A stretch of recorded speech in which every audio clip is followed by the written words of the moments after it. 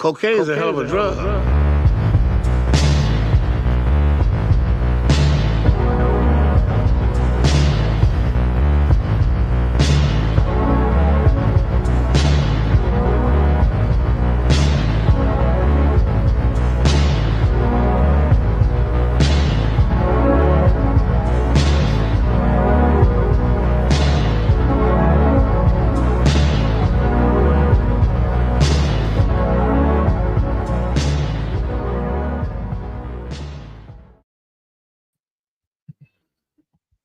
Howdy, what's too short?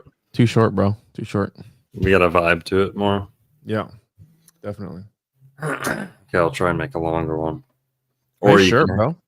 Or you can have your team in the Philippines pump a couple out. Your little AI slaves. No. I wouldn't ever do that to the Old World Florida channel.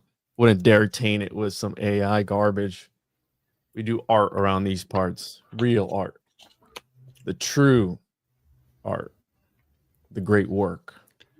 The True Man Show. Is that what you're getting at there? Yeah. That's what I was getting at, bro. Ain't that what we're all living, dude? The True Man Show. We're all on a quest for knowledge, dude. I mean, this is what this whole movie was about achieving true gnosis, in my opinion, and stepping outside. It's the Flammarion engraving. Mm-hmm. Stepping outside of reality and seeing it with new eyes, I guess you could say, right? So, guys, from the title, as you can see, we're talking about the Truman Show tonight. Let us know how our audio sounds here, too. If it's good. But Test. Yeah. Drop some. Oh, shit. See, like shit like that. Fucking. Drop some thumbs in the chat if we're sounding good, looking good. Juan's hair grew back long enough for him to show his face on stream. I mean, I don't care, bro. I cut my hair super short. It wasn't that. It was, I promise you, I was having technical difficulties and I was able to finally fix it. Right. So the True Man Show. Two pillars behind you, bro? Which ones? You got the two pillars, bro. This movie's also Freemasonic. Those, yeah. Is that Jacob's Ladder too, directly behind you? What is it? Kind of, yeah. This is artwork for the next book that we're publishing. Oh, nice. Yeah. But here, the True Man Show. Everyone's filling in. I'm seeing some thumbs up. Okay, I think we're ready to roll. The True Man Show, 1998 movie. Last week we talked about Devil's Advocate, and that was a good time. I think a lot of people liked that, and it's all very relevant to Florida. So this is kind of a little series me and Juan are going to do, focusing on movies that relate to Florida, were filmed in Florida, or are set in Florida, especially esoteric conspiracy movies. And this one's, right up there with some of people's favorite conspiracy movie ever, The Truman Show. Truman Show, right? This movie is about a man whose life is a television show. It's a TV show. It's like a social experiment. It's like an art project. And this guy, Ed Harris, I think his name is, the actor. Christoph. Right. So Christoph, we'll dig into the names here in a little bit. But Christoph is this radical artist, experimental filmmaker, whatever. And they basically have a giant set. Sorry, I'm getting some text messages here. I hope that's not. Oh, you're good. Okay. So Jim Carrey plays Truman. Truman, his life is a TV show. He is born in a TV show every step of the way. People have been tuning in. They say millions, if not billions of people. And this is all the work of this artist, Christoph. So Truman lives in pretty much almost like a simulation, a simulated reality, right? And the plot of the movie is basically he's about 30 years old at this point. So he grew up not questioning anything. He kind of just loves his life a little bit. But he does have a longing to like get off, leave the island. I should say that too. The movie's set in Florida. It's set on a island, Sea Haven Island, I think they call it. Seaside, I believe it is. Or well, in the movie, I don't know what it is. Yeah. Sea Haven. So Jim Carrey, his job is... Sorry, we got someone pulling on the door here. Yanking on the door. We're closed. Sorry. Did you lock it? Yeah, it's locked. Just fucking dumbass drunk people. At So 9 p.m., bro. Yeah, no, it's 9:30.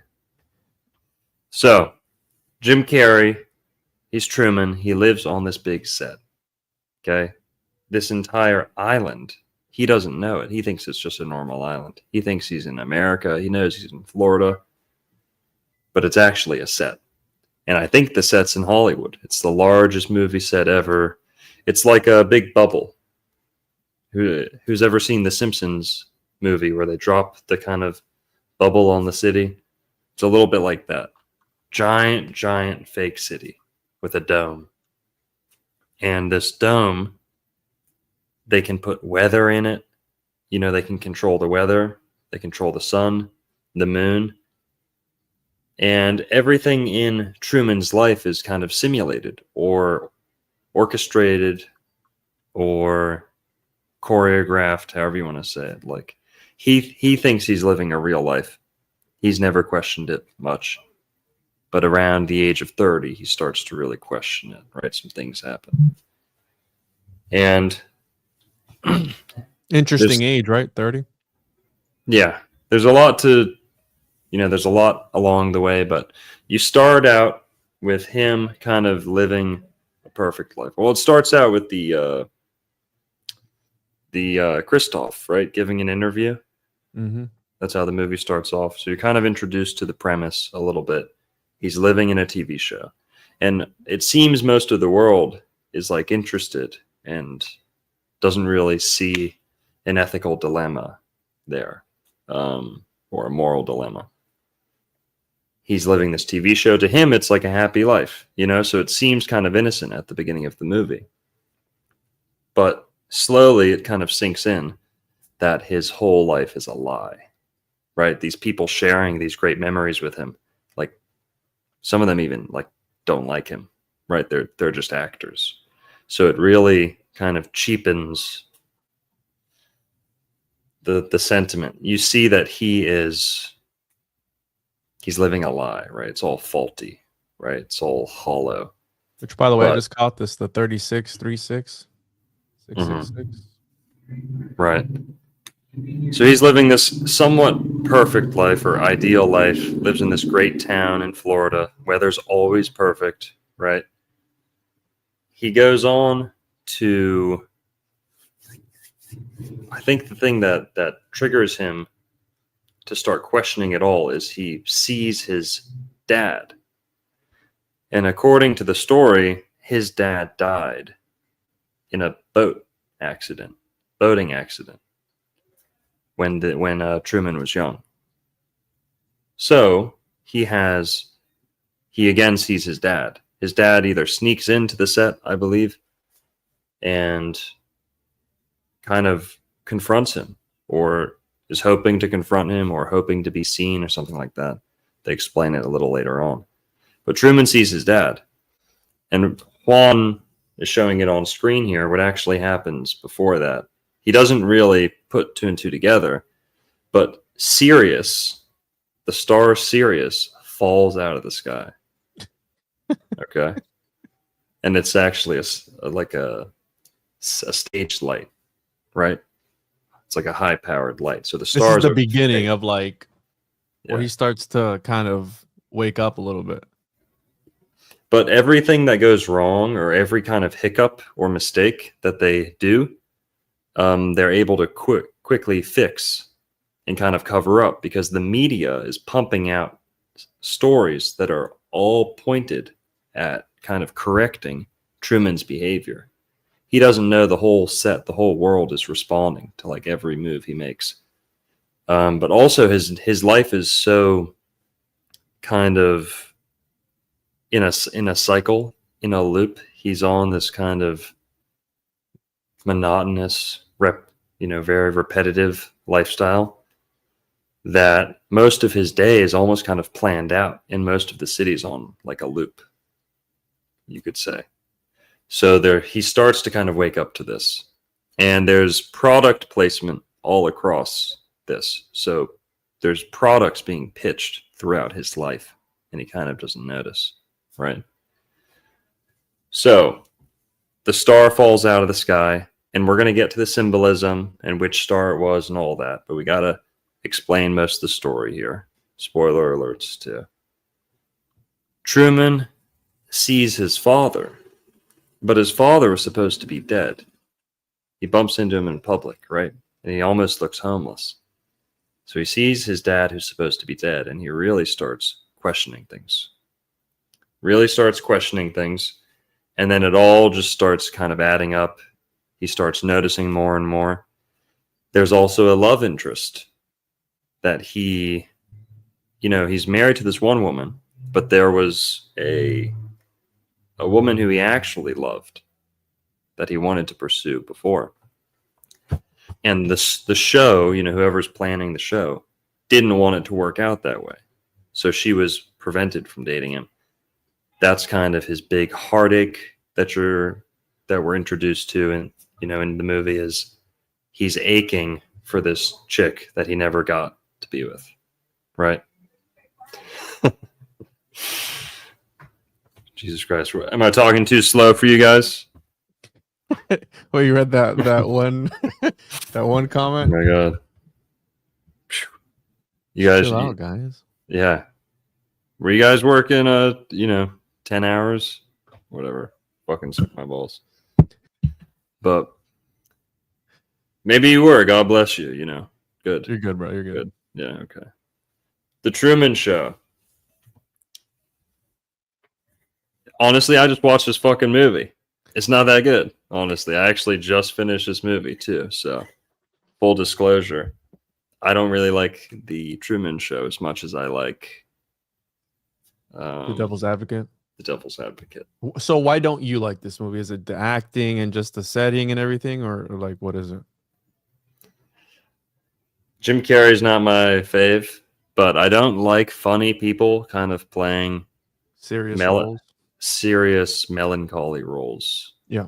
And I was comparing it to someone else. This is like Click. You ever watch Click with Adam Sandler? Yeah. It's just like, it's too much emotion. They're trying to be too sad or too, tackle too serious of a topic with like too goofy of a premise, kind of. So, sorry guys, but this movie kind of blows. So this isn't a movie review. That's the review. It isn't that good. But people are free to disagree.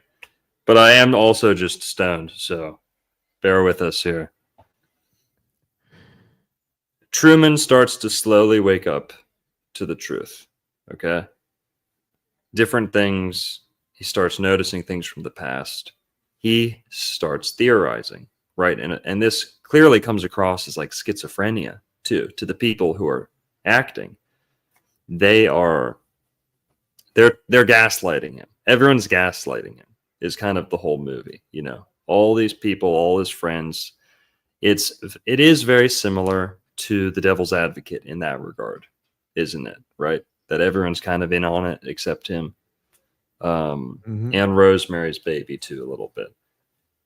And so another kind of overarching plot line here, theme, is that he's been brainwashed. Truman has been brainwashed to never move to never leave or want to leave the island.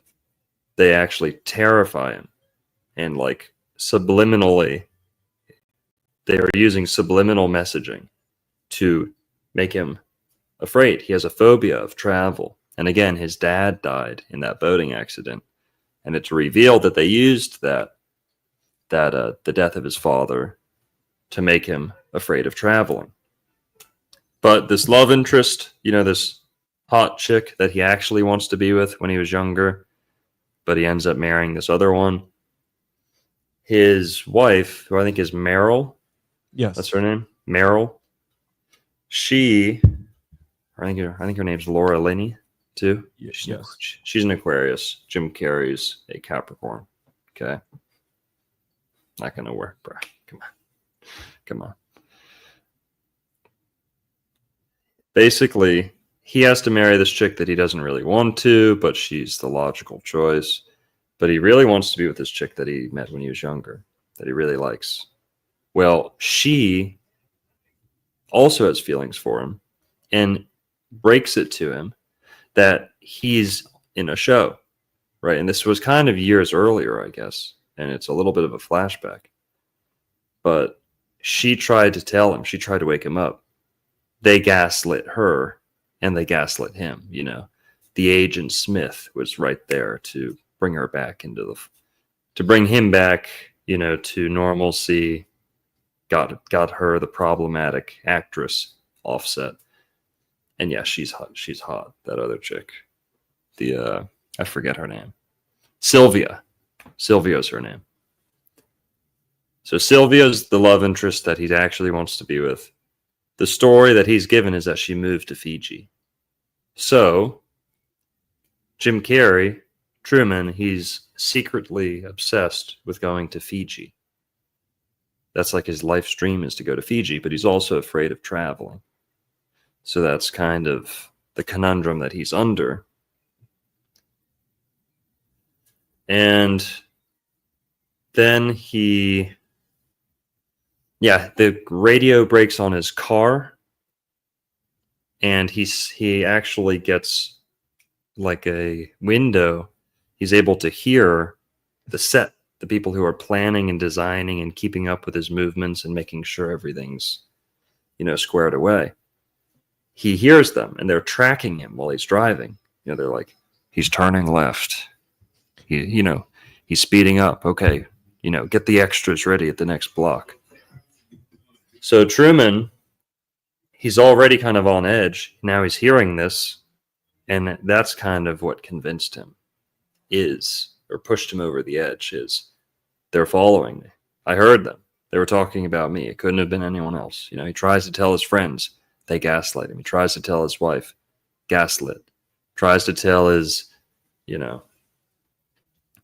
nobody will help him. No one will give him the truth. Even his best friend, best friend, who's there, that he knows, who's been his best friend since he was 7 years old, won't even tell him the truth. Right? That's her, by the way. This is Sylvia, the chick that he met. We're coming up on the scene where she tells him, it's all for you. It's all a lie. It's all fake, essentially. And they keep pushing this chick on him. Yeah. So, and pipe in here if I forget any significant moments, but he slowly wakes up. The radio wakes him up. He starts trying to trick or get ahead of the simulation, right? He kind of starts sensing that it's all responding to his movements. So he starts trying to be spontaneous. He's kind of becoming aware that he's been conditioned to be anything but spontaneous.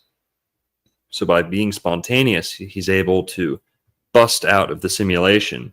And if he walks down a street really fast, the extras can't get there fast enough. Who's ever played a video game where you're going too fast and the game doesn't have time to render, right? It's kind of like that.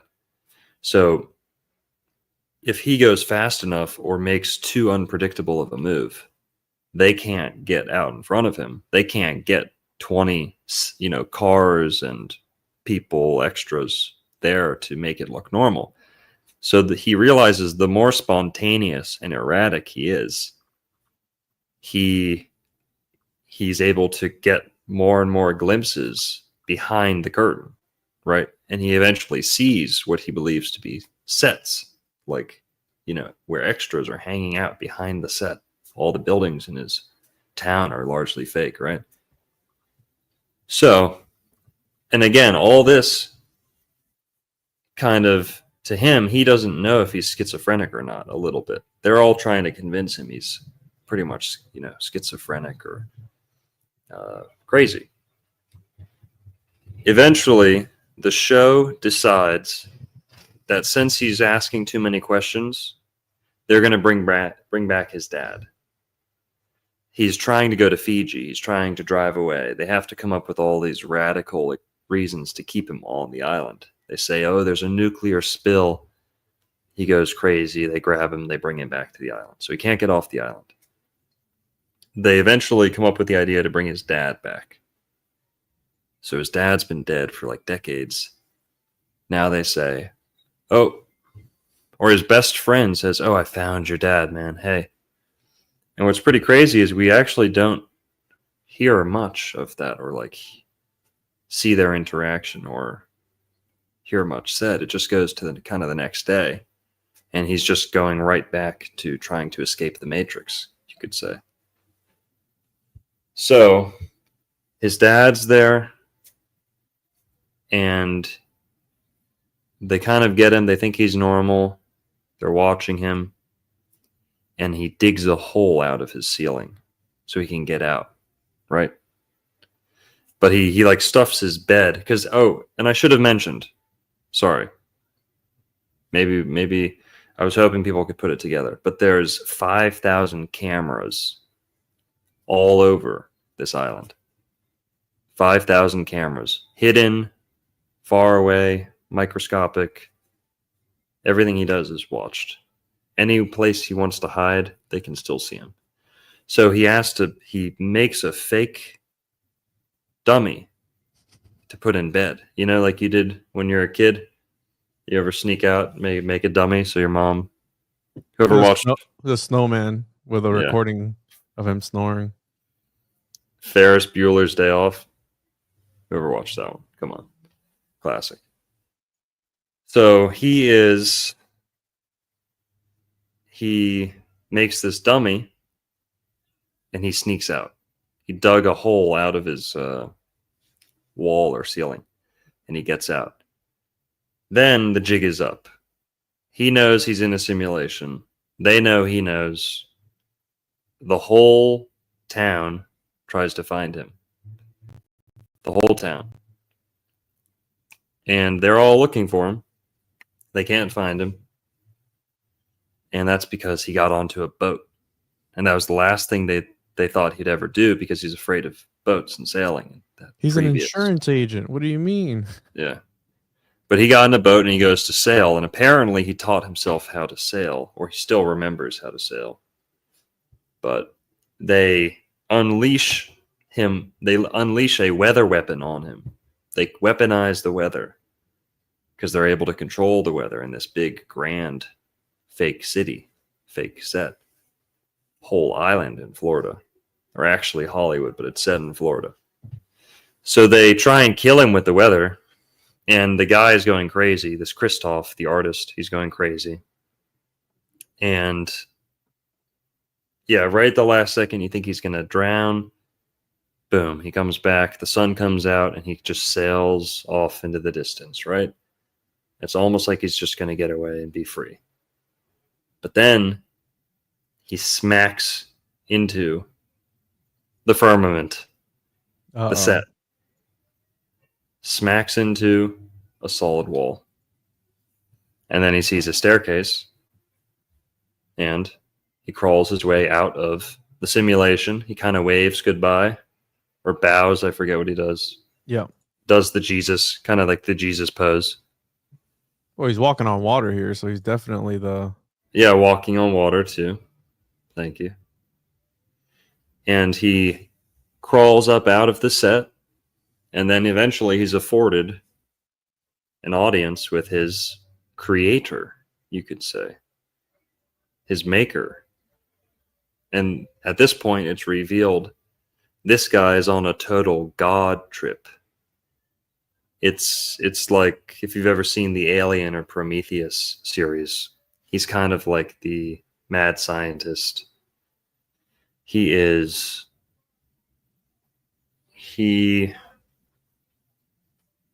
tripping. He's having this what would you call it? God complex, 100%. Yeah, God complex. And he reveals kind of the whole setup, and he kind of gives Truman an option a little bit, but they basically kind of set him free, or he chooses to go free, walks out. And I think it's also revealed that there was the movement to free him, the movement to like get him out of the simulation was a lot bigger than people thought it was, especially by the end of the movie. So people celebrate when he leaves, pretty much. But that's the quick rundown. And anything else worth mentioning before we dig into the deeper symbolism one? No, that's pretty much an overview of the plot of the movie. And yeah, it's very, very Gnostic, very... Talk about the moon. That's a good one. I forgot to mention that. The control center of it all is the moon, right? And that's been a long time conspiracy that the moon is actually artificial.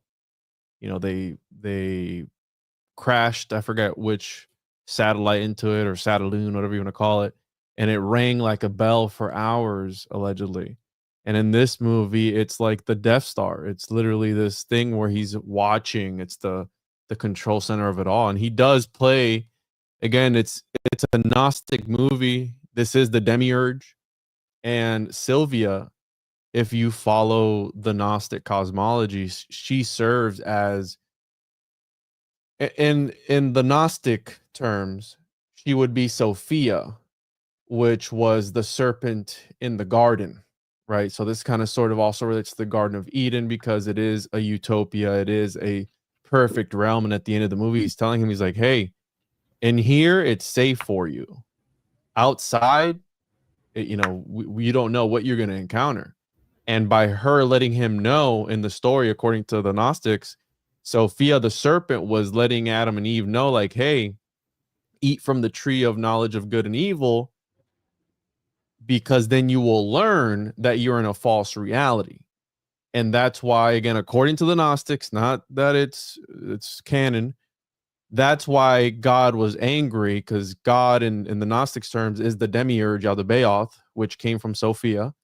And when they ate from the tree, they learned that they were in this false reality created by the Demiurge, which again fits this movie completely to a T. It's a false reality created by this one guy who's controlling everything. Right. And so through the moon. And lots of good stuff there, Juan. Right off the bat, zingers.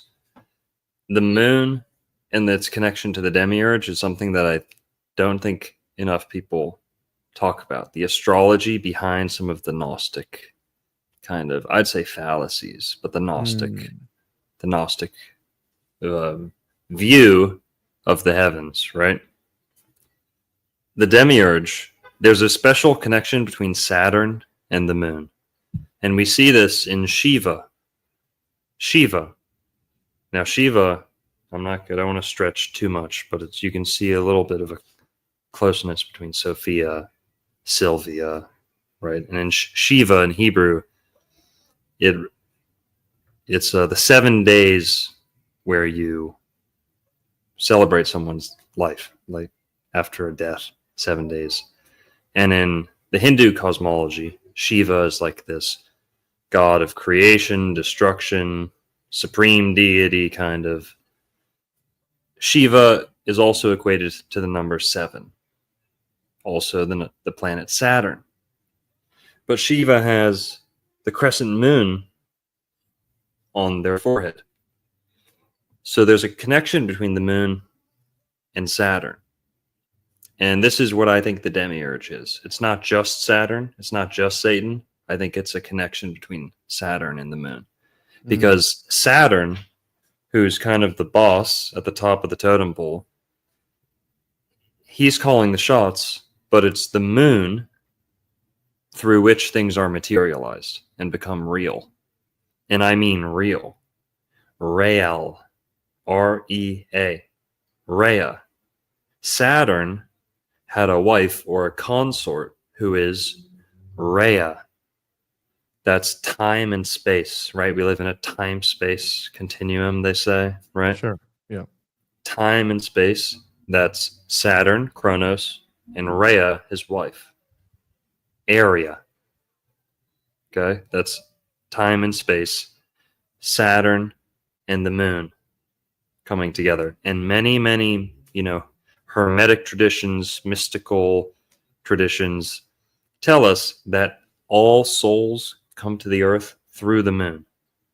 But you leave either through the sun or through Saturn, is what a lot of people say. But the moon is how energy, the soul, however, whatever you want to call it, becomes matter.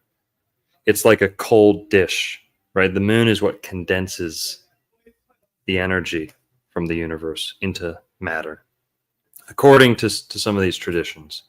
So that is, I think, the symbolism behind them kind of having their headquarters in the moon is they are creating, they are manifesting. Manny, another word for the moon, Manny. They are creating. Who's the creator? Kronos, Rhea, and Tor. And Truman here would kind of be Tor or Thor or Jupiter, which rules truth. Jesus, too, truth, Yep. the hero, And he's also he's also the son of the creator, so he would fit right. this Christ-like figure. Christoph means Christ bearer, right? God sent down his only son who had to suffer for us, for our sins. And kind of Truman is kind of playing that role. Everyone is watching him and he's kind of suffering because he's not experiencing a real reality, if you will. By the way, we almost have 700 people watching. Just want to give a lowdown of what we've been talking so far. We're 33 minutes in here for the people just tuning in. Illuminati confirmed. You want to give them a lowdown? We're talking about Truman Show and all that good stuff. Hell yeah, guys. If you're just tuning in, we're talking about the Truman Show. We just gave a little rundown of the plot of the movie. Now we're digging into the more esoteric symbolism. And I guess we should the moon's a great one to dig into, but I think we should probably start off at the beginning of the movie again and go kind of symbol by symbol. And I'll tell you what jumps out to me right at the beginning. You pointed out the 36. That's worth talking about. 18 is 6 plus 6 plus 6, right? Times that by 2, you get 36, right? 36 is 3 times 12. You could, 3, 6, and 9, Tesla's whole thing. But what do you think about 36? I don't know anything about 36 other than it's the 3666, the 3 6s. And the 3 6s, yep. This scene right here, I want to talk about this because he's driving a Ford Taurus, which is interesting because it plays into it. So right here, this dog's name is Pluto, by the way. Yeah, that's what I was gonna say. Yeah, he jumps on him, Pluto. The star that falls from the sky is Sirius, which is the dog star, right? Dog, God, you have that whole connection there. And Taurus represents Venus, which is the light bearer, which is Lucifer. And essentially, his cars, he tries to break out with his car, so it doesn't really take him anywhere, but it kind of was bringing the light to him to be able to break out of the matrix. Right. So again, it's interesting that he's driving I'm looking, seeing where all this stuff I think is strategically placed to send a sort of message if you're able to pick up on that. So the car he's driving, 100% Taurus, which is also Earth, right? Earth element. Yes. Taurus, you can also say, is the sign of the matrix in the material world. It's the mother, especially the young mother. It's May, Taurus, right? So Taurus is the sign that rules Earth, the Earth. And you could say the matrix because matrix is the mother. It's reality, right? Like I said, Saturn and Kronos, or Kronos and Rhea, they're the creator, right? And the Tor is the sun, like we were saying. But Taurus, you can see the connection there a little bit. Taurus. Taurus is the second sign of the zodiac. It's ruled by Venus and the moon. So the moon exalts in Taurus. We're just talking about the moon. But the moon also is, like I said, the material world. You see the word mother in the material world. Material, May, right? Taurus, May. Matrix, Madre, material, matter. So Taurus rules matter. And another Gnostic position is that matter is false or deceptive or imprisoning and things like that. And there, like you said, there is, I don't hold really Gnostic beliefs myself, but this is like a movie that kind of pulls on the Gnostic thread. 100%. Yeah. And on the lunar kick, right? You're talking about the moon and it having an effect on us because we're mostly water, right? Lunatic. Right. And in this movie, the moon kind of is the one driving him insane. Yeah, that's right. Into a lunatic, right? Totally. Yeah. And that's kind of like the conspiracy theories is, the moon is sending me messages, like all these crazy people on the street. It's like the moon's telling me what to do. There's a David Icke reptilian base behind the moon and things like that. Here, we got a 1999 tip from Adam Othman. What's up, Adam? Appreciate it, man. Adam. You're too kind, dude. Hope everything's well over in California. Oof, poor guy. Yeah, I know. Everyone give a prayer for Adam over there in California. So, like Juan said, the first thing that jumped out was the dog Pluto. And what type of dog is it? I think it's a Dalmatian or a white and black dog, right? So Pluto is the dog of the underworld. No matter which name you give it, it's the dog of the underworld. This archetype is so strong. You're going to see this in almost every dog there's ever been in pop culture. Almost. Maybe I shouldn't go that far. Fuck it. I'm saying every dog there's ever been, okay, is the dog of the underworld in pop culture. Pluto, Goofy, Scooby. Who else? Pluto, Scooby, Goofy, Snoopy. Come on, guys. Clifford the big red dog. I don't know. Nah, Clifford. Yeah, I'll look up a list. Not a good fit. There's more, no? But everybody knows this. A lot of like space names, Spike, Spud, like a lot of these dark kind of, almost. I mean, there's a ton, bro. Almost like kinky, weird, plutonic names for dark. And what are these dogs involved with? Oftentimes, Scooby, for example, mystery, detective work, monsters, ghosts, hauntings, metaphysics. That's Pluto, okay? That's the underworld. Scooby-Doo is all about the underworld and things like that. So the black dog.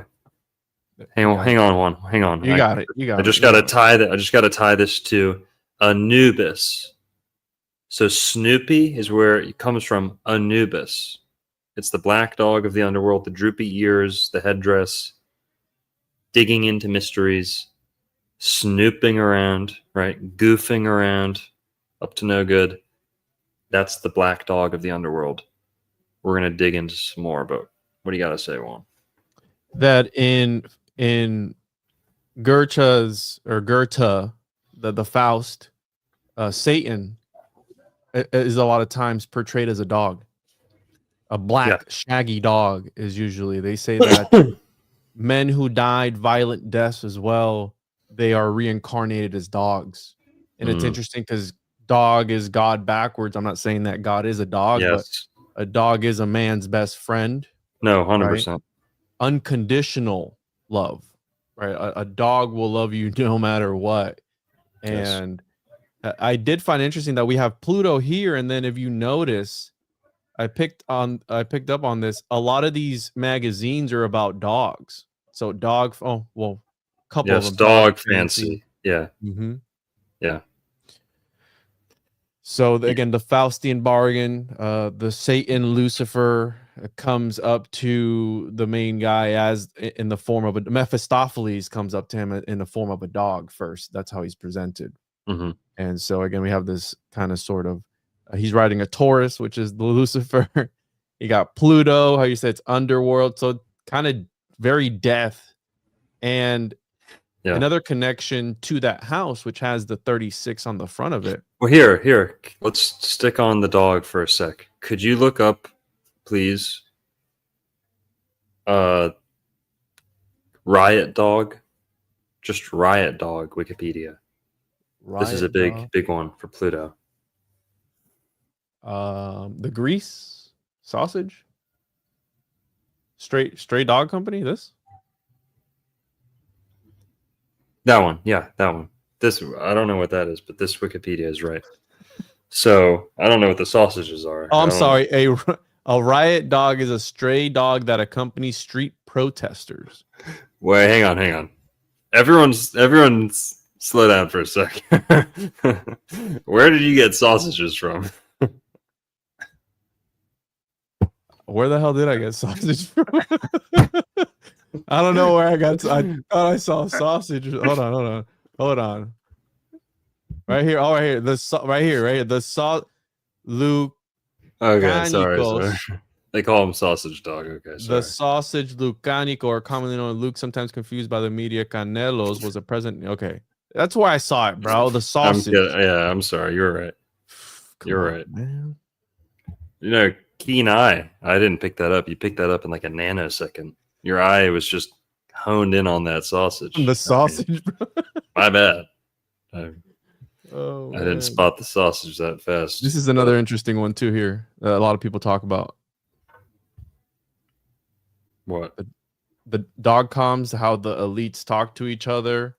There was a lot of dog related stuff, like Biden's dog bit somebody, I believe it was, in the Secret Service, German Shepherd. And a whole bunch of other dog news that came up not too long ago. So the riot dog. A riot dog is a stray dog that accompanies street protesters. The term originated during the 2008 Greek riots when a number of stray dogs remained among the protesters, even when violent rioting broke out. A few riot dogs have acquired a large following of fans around the world, such as the Greek Lucanicos and Negro Matapacos in Chile. Negro. Whatever. Negro Matapacos. I'll say it how my people say it. Yeah. You say it how your people. Definitely how your people say it, bro.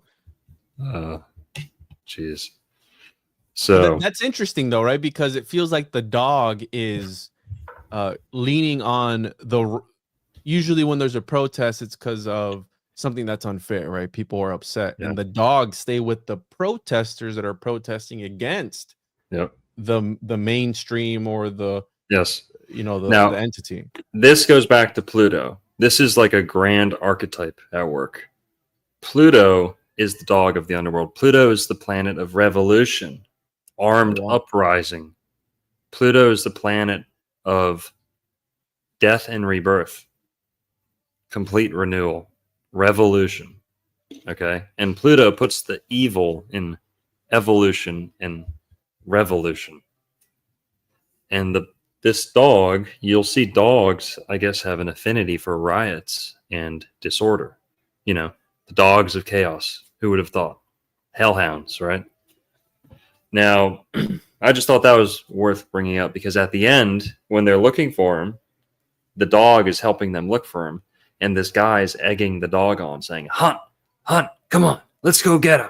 As if they're going to like eat him. As if they're like hunting for him at the end. Oh yeah. And right. another thing about Taurus, Juan, who is a Taurus, is that it represents the sacrificial bull. The sacrificial bull, you know? Truman's kind of being sacrificed, right? He doesn't get to live a real life, right? I don't know, to appease his God, kind of, right? You could kind of say a little bit of a stretch. He's the one being crucified in a symbolic way because, right, that was the whole thing. He is the one walking on water and then ascends up the staircase, up Jacob's ladder, whatever you want to refer to it as, into the abyss, and then goes out into the real world. Now, what's interesting is that right after he sees the dog, he sees Pluto. Sorry, right after he sees Pluto, the dog, he sees Sirius. Now, what's crazy is Sirius and Pluto, they're not the same thing, but what they have in common is that dog symbolism. Sirius is said to be the dog star. Pluto's a planet, a moving planet. And yes, I believe in Pluto. This is not a NASA thing. Okay. This is an ancient astrology thing. We always knew Pluto and Uranus and Neptune were there. Don't get freaked out, people.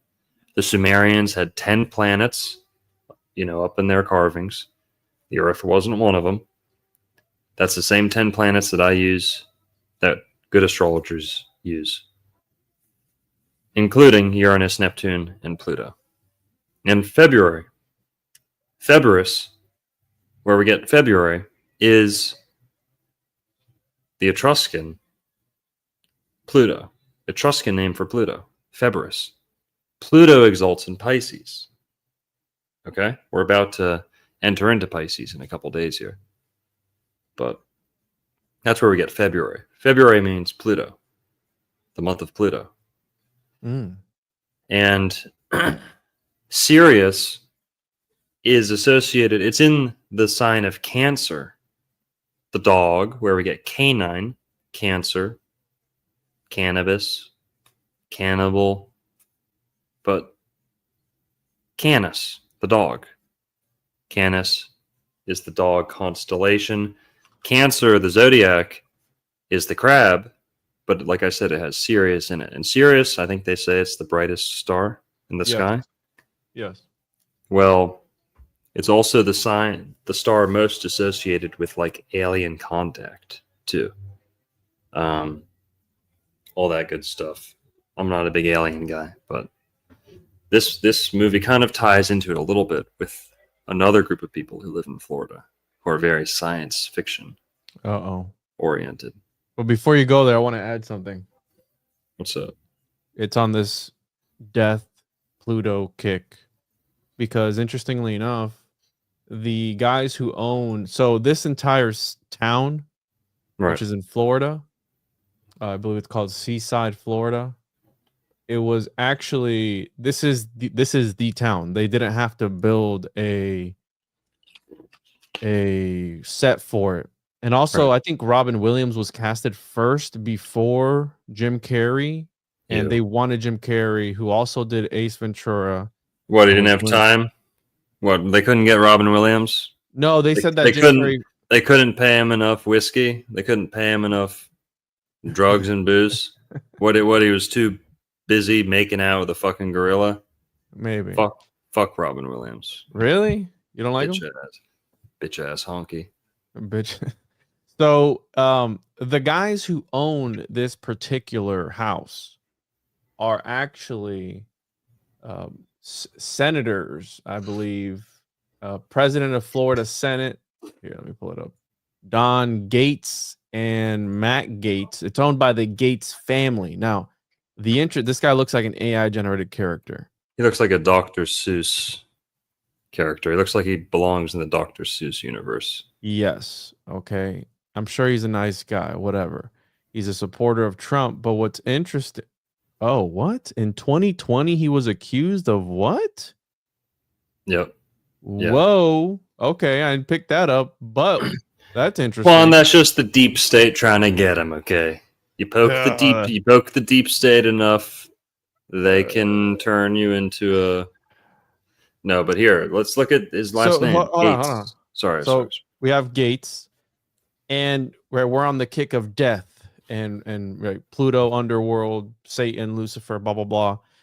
And this guy, his dad, founded a company and sold it in 2004 for almost $500 million called Vitas Healthcare, which is literally a provider of end-of-life care in the U.S. It's hospice.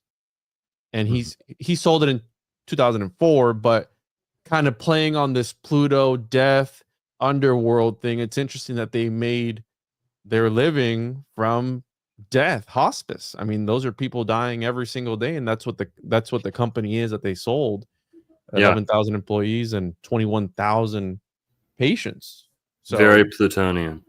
Yes, totally sending people to the underworld. Also, this is not very far from St. Petersburg, Florida, I believe. Where's Seaside? It's over on the Panhandle by Tallahassee, I guess. So, are you sure it's not on the east side? Seaside's. Which city is it? I got you. Yeah, sure it's called Seaside? Yeah, it's Seaside. Seaside Beach. Okay, Seaside Beach. Yeah, it's on the Panhandle. You're right. Far Tallahassee, Pensacola, St. Petersburg. Yeah. It's about 6.5 hours. So yeah, you're right. I thought it was closer to Tampa Bay. My bad. I was off. Never mind. It's in the Gulf of America, dude. You know, that's all you need. Yeah. Well, we've got just to talk about the Sirius connection a little bit more. Pluto, the dog, came right before Sirius dropped out of the sky. Now, Sirius is associated with Cancer, but Cancer is not really. Sirius is in Cancer, but Cancer is not really associated with the underworld too much. Well, actually, it is a little bit because through the scarab beetle, but still. When you look at an astrology chart, when you look at the zodiac in a wheel, the fourth house is at the bottom, ruled by Cancer. Cancer is the fourth sign of the zodiac. So the number 4, Cancer, the fourth sign, is at the bottom. You have to find one where Aries is at the left-hand side. Oh, a real one. Where you said bottom Aries, left, bottom left has it. Yeah. This one? Yeah, that one's got it. If you just zoom in on that, you've got Aries on the left-hand side, Aries to the left, Sunrise to the east on the left. Cancer's at the bottom. This is how a real zodiac chart will look. And this chart has a lot of other stuff. I don't know what it's really about, but at the bottom, you have Cancer. So in the zodiac chart, the underworld kind of is at the bottom of the chart in the fourth house, which is Cancer. So Sirius is there. That's the connection astrologically between Pluto and Sirius, both being associated with the underworld. Also,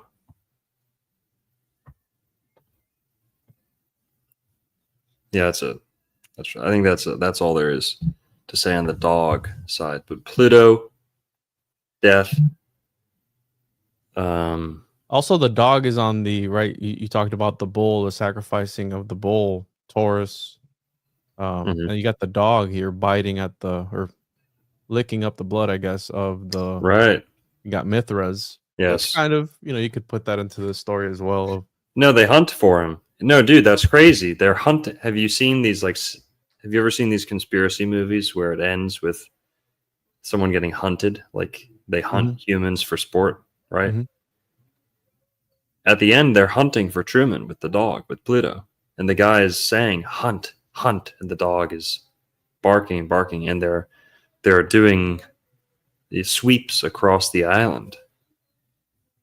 Was that the twins? Because that also plays into There's also twins. Yeah, in the first 5 or so minutes of the movie, he meets some twins. So we got Gemini there. You see here, I want to see the dog part. I think it's the twins that have the dog, if I'm not mistaken. Yeah, no, it's his neighbor that has the dog. Yeah. But yeah, there are twins at the beginning, which is Thomas, right? Doesn't Thomas mean twin? What would that represent? You got doubting Thomas. You have the Gospel of Thomas, which is also very Gnostic, which is about achieving gnosis, to transcend beyond reality or whatever, or enlightenment or something, right? The Gospel of Thomas. Again, it's non-canon, but you get the point. You know what also is funny about Gnosis and Thomas? Gnosis, only brothers. Gnosis, you know, 2 brothers, right? Whatever. It's a stretch. But the twins are around here somewhere. All right. So what's next? What else you got? We have the dog. We have the Taurus that he's riding on. mm-hmm. We have you could say that the Demiurge and the Watchers, or the, what the hell is it called? The Archons. The Archon, thank you. The Archons, which are usually represented as different. The Gnostics believe that every single celestial body was actually a different demon. And the Archons are here to keep you here, right? The Archons could also be any sort of feeling or anything else, or obstacles. And in this entire movie, all these people are the Archons that are trying to keep him within the false reality. Yeah. His family, friends, the town itself. I mean, they're all always trying to keep him down and trying to convince him. And then you have the whole programming of, hey, if you fly on a plane, you're going to get struck by lightning. Or if you, right, new plane crash here, XYZ. Yep. So trying to instill that fear in him of not only the water fear, which you can take that as well as a sort of baptism or something or other, which is, I've heard that that's a sort of ritual where they drown you and to the point of death, and then they bring you back, right? This sort of ritual that I think it's is it the Freemasons or somebody does it, some secret society, and that's supposed to, right, a near-death experience, flood of DMT, and you're supposed to see stuff. I mean, I've never done it, so I wouldn't know. But the fear of flying, and then the fear of swimming or the water, which water is everything. I mean, we're 75% water. So we have that connection there as well. What else? Your mom's about 90% water. Yeah. Oh, all right. Well, guys, just kidding. Sorry. The True Man Show. Also, you can kind of, another way to look at this movie is that you are Truman, right? The way that his life is set up is how your life is set up, right? Don't get too schizo with this, okay? I better not be getting any phone calls from the psych ward anytime soon, but that you are the true man. You know, one way to interpret the title of the movie is that this is the story of every man, you know, of every person. Like this is how humanity is truly treated, truly conditioned. So when Truman is being shown all these, you know, terrifying crashes and bus crash, plane crash, you know, boats, train crashes. Yeah, he goes to the travel agent to help him travel, and she's got posters of planes getting struck by lightning. You know, it's like she's no help, you know. And that's kind of how a lot of people are It conditioned. could happen to you. Yeah. A lot of people are afraid to leave their hometown. How many people are just stuck in that, lifelong grind? Hometown, stuck in the mud, Their feet are stuck in the mud. So number one, I mean, that's not like a conspiracy thing. Most people are kind of up against that. But a lot of people are not just programmed to be afraid to leave where they're from, they're also programmed to just be afraid of places, in general, like people who live in other places, all this. It's all made to seem more hostile than it really is, right?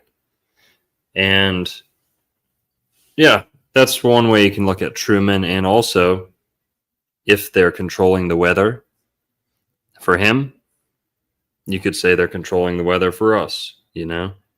There's plot lines that have to be executed no matter what. Even if it means like the fourth wall kind of gets broken down for a second. Like these plot lines have to go on no matter what. There's also, help me out here, Juan, different parallels where I would say this movie is also very Shakespearean, right? You got Hamlet, who talks about the world being a stage. Every man and woman has his place, their entrances and their exits. And this movie is literally that. It's a whole town, a whole ecosystem that's right at the beginning. The lady's saying the Truman Show is my life. Like he is his fake wife and all that. And then he finds out she crossed her fingers during the marriage and all that. Right. So very Shakespearean. The weather control very it parallels the Tempest, right? You have the guy who controls the weather on this island where he has the all-seeing eye. He can see everything and everyone on the different parts of the islands, and he's constructing these scenarios for everyone on that island. So when I see this movie, I still see Shakespeare, a part of that, and there of manipulating someone's reality. And one of the famous lines that people talk about in this movie, especially, is Christoph when they're doing the interview, and he says, "We accept the reality of the world with which we are presented." And this is right. This line essentially means that people tend to believe what they see and experience as their reality without questioning if there might be a larger truth beyond what is readily apparent. And by the way, this movie came before The Matrix. Okay, this movie came before The Matrix, and when the Matrix came out, I think it was, what's that other movie? Is it Dark City? The other movie that's also about, I think it's about aliens controlling a reality or something. I think I it's don't know. Dark City, I believe, or Sin City, something like that. Dark City. They Live? No, not They Live. Dark City, 1998. Okay. This one here, it's also a very Gnostic. You got these guys controlling reality, the city. Right. Yeah, Dark City. So this came before The Matrix, which is about obviously Neo, the one, another Gnostic movie about breaking free. And at the end of this movie, you could say it parallels The Matrix, where, hey, either you take the red pill and you break out, or you take the blue pill and you stay here. And what does Truman do? He chose to break out and leave. Yes. This also makes me think of the Garden of Eden. And I think you touched on that a little bit at the beginning. Why did they choose to put this movie in Florida? I think, just like Devil's Advocate, they're kind of drawing on the Florida being the Garden of Eden legend. Fountain of Youth, Paradise, New Jerusalem, whatever you want to call it. That Florida is somehow the Garden of Eden, or a place, a place of perfect weather, right? A place, it's almost simulation, like things are too good sometimes, right? Except for the storms, right? Just like in the movie. But it's also very flat in Florida. Very, very flat. I think we'll end with the flat Flat Earth model, yeah. Yeah, going on the flat Earth and the firmament will kind of end with that. But the fact that they chose Florida, and they mention that it's in Florida, it's not just that the trees look like Florida. They say multiple times, hey, what are you going to leave Florida? What are you going to, like, what's wrong with Florida, right? I think that Truman is a little bit like Adam in the Garden of Eden, right? Eve, who's maybe Meryl, this is a bit of a stretch. This isn't like an obvious theme in the movie. But Truman being in this state of innocence at the beginning is very representative of Adam in the Garden of Eden, which could potentially be Florida. Go check out my other videos. Truman, the true man, he's in the Garden of Eden and he has his innocence until the woman, right? The woman sends him off to work. Meryl, his wife, sends him off to work. Eve, you could say, sends him off, and his whole simulation kind of falls apart, right? He loses his innocence. He thirsts for what's out there, He gets a dose of this, you could say, Gnostic revelation or whatever, but he breaks out of this firmament and he enters into the true world, the real world, right? The outer worlds.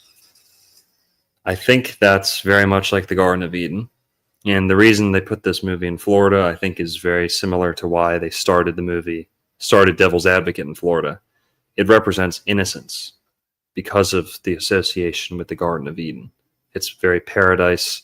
Living there is very easy. Living here is very easy. Florida's great.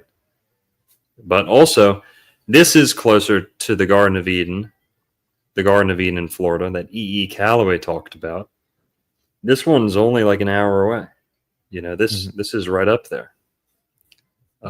This is near Panama City. And the Garden of Eden that E.E. Calloway, Florida's 1936 Republican candidate for governor, wrote about, with 4 rivers, gopher wood, gold, all this that needs to be in the Garden of Eden. He found it. He says he located it at Lake Seminole on the Florida-Georgia state line. And that the FAG line. The FAG sector, FAG zone, that the Garden of Eden's right there on the Florida state line. And it's a parallel Garden of Eden. So it's literally on the same latitude as the Garden of Eden in the Middle East. And E.E. Calloway believed this is the original Garden of Eden. The one in the Middle East is just a copy, or they transplanted the names. Could there have been more than one, bro? There easily could have, because there's other sites like this that are also on the 31st latitude. Mm-hmm. There might have been a little bit of a franchise going on. I really like to think about the Garden of Eden in the North Pole too. And if there was any one original, maybe the one at the North Pole was the original. Maybe each continent kind of got its own Eden. I'm not dead set on any one way to interpret that yet, but I do believe that if there's only one Garden of Eden, my money's on Florida. My money's on the 4 rivers in Florida. But I'll leave room for multiple Gardens of Eden, totally. I think the 31st parallel is the secret, because I think 31 is the number of Elohim in Gematria. 31 is the maximum number of days in a month. It is the ultimate secret behind the Baskin Robbins ice cream flavors, 31 flavors, something like that. But there's a lot to 31. I'm blanking. Yeah, sorry. You There's more interesting stuff. You missed one very important 31 connection, which fake and gay also equals 31. So 31 is a special number for me because I see it resonating in a lot of areas. But yeah, definitely an esoteric number for sure. 31 Elohim equals 25, bro. Are you using Pythagorean or Chaldean, bro? Chaldean. Get at me, dude. Well, Pythagoreans legit. Let's Chaldeans see. not so legit. I don't have Pythagorean here, but I'll take your word for it. Yeah, suck on it. Yeah. So, Florida, Garden of Eden, representing innocence. We see that in Devil's Advocate, and we see that in Truman Show. Yeah. You want to talk about the Scientological connection with Florida? I know it's not near St. Pete, but there is a lot of the Mormon church is buying up a lot of property in Florida. Yes. Scientology quite literally owns almost all of St. Pete at this point, and they're just vacant buildings. And I think that the government has asked them, like, hey, why are you doing all this? And now I believe that they're getting different shell companies and buying it under different names. Mm-hmm. So I don't know if you want to get into the Scientology connection. Yeah. Scientology, you know, the way that the town looks, the way that Jim Carrey and the whole city is acting, makes me think of Scientology. Scientology is headquartered in Clearwater, Florida. They say this movie's in Seaside Beach, Sea Haven, they call it in the movie. And yes, this is not too close to Clearwater, which is where Scientology is headquartered, but it looks a lot like it. And the idea of a town being kind of simulated or facaded, largely facaded, right? It really does make me think of Clearwater. Clearwater is kind of like that. They have all these kind of pastel colors. Yeah, everyone knows the hotel, but just outside of the hotel, like that whole area, it's just so cookie cutter and so plastic and facaded that you feel like it's a fake town a little bit. And a lot of the buildings are empty because the Scientologists make it seem like they have more people than they do. Mm-hmm. But Scientology's headquarters is not at LA. Their worldwide spiritual headquarters is Clearwater, Florida. Going clear is what they call becoming enlightened or something like that. So, do they really? Yep, going clear. And that's why. And wasn't L. Ron Clearwater Hubbard's ship name like the Haven or something? Didn't they have a? Don't they have a? Let me see here. Never mind. Could have swore that Haven was something for the Scientologists. It was like a ship name. Then No, I think I forget. Yeah, I don't remember. It's the Sea Org, but yeah. Well, they are very nautical themed too, you know? And it's been said they condition their people, you know, to stay in, to follow, to stay in line, follow orders, right? So Scientology, they kind of treat their people a little bit like how Truman is treated. And again, I'm not a Scientologist, so this isn't great firsthand information, but I do know that much. And I've been to Clearwater, and it feels like how it has the eerie feeling that the Truman Show kind of gives you. Clearwater is pretty cool, though. There's other stuff there. But, of course, Scientology is a religion, you could say, based off of the science fiction writings and self-help writings of L. Ron Hubbard, right? L. Ron Hubbard, I think they talk about Atlantis a little bit. I really don't know much about Scientology. Forgive me. We should have a Scientologist on. If a Scientologist wants to come on the show, hit us up. Hit us a message on social media or something. We'd be interested to, or we don't even have to have a Scientologist. We can have that guy on. We got to do that thing. Yeah, Mark Bunker, I think his name is. Yeah, we're going to talk to him soon. He's higher up with the city at Clearwater. So Scientology does talk about Atlantis quite a bit. L. Ron Hubbard wrote about Atlantis a fair amount. Described Atlantis as an electronic civilization in his Scientology mythos. In his writings, Hubbard also discussed the history of human civilizations, ancient sea monsters, and fish people. So, as an electronic civilization, and the fact that they're very sea oriented. And by the way, down near this, I wouldn't say down the road, but near the Scientology headquarters is also the Shriners headquarters. Yes. Thank you, Juan. You're right. The Shriners are headquartered in Tampa. I think Ybor City. Maybe not, but in Tampa for sure. One neighborhood of Tampa. And the Shriners are it's a group that runs adjacent to the Masons. Or within the Masons, however you say it. They're a Masonic organization. You have to be a Mason. I believe you have to be a Master Mason in order to become a Shriner. You have to be gay, then you become a Mason, then you can become a Shriner. That's how it works. Yeah, just ask your buddy. Got a little something on your chin there, Juan. Rent free in your head, bro. Hmm?